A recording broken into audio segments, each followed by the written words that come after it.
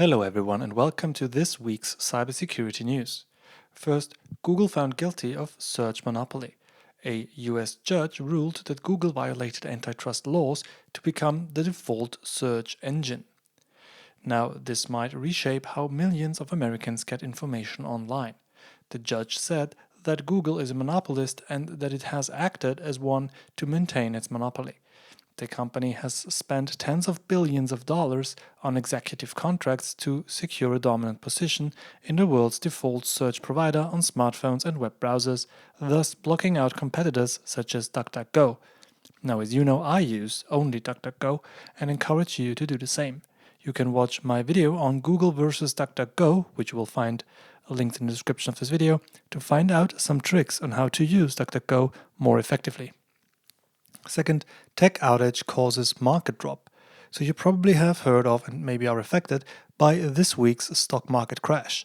However, it was made worse by tech-related outages at trading platforms Charles Schwab, Vanguard, Fidelity and more.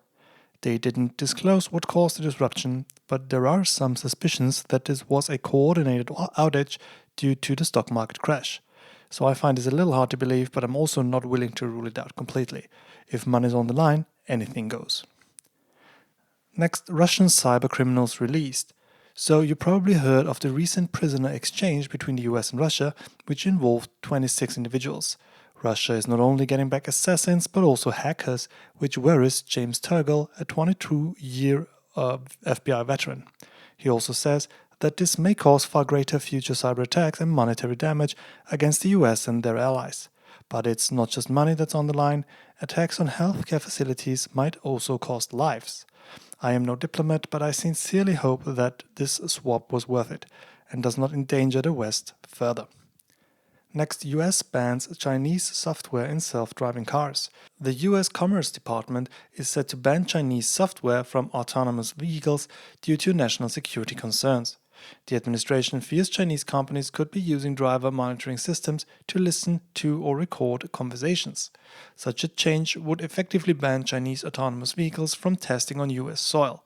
The Biden administration also recently quadrupled import tariffs on Chinese EVs.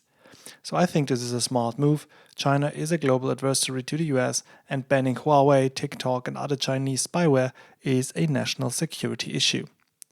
Finally, AI making fake emails more convincing. AI advancements are making fake emails appear more legitimate, posing new challenges for cybersecurity. Researchers found that tools like OpenAI's GPT-3 helped craft very effective spear phishing messages.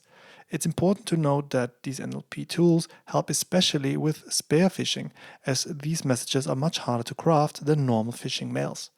Researchers from Singapore presented their findings at the Black Hat and DEF CON security conference in Las Vegas. They found that AI-generated phishing mails were clicked more often than human-generated ones.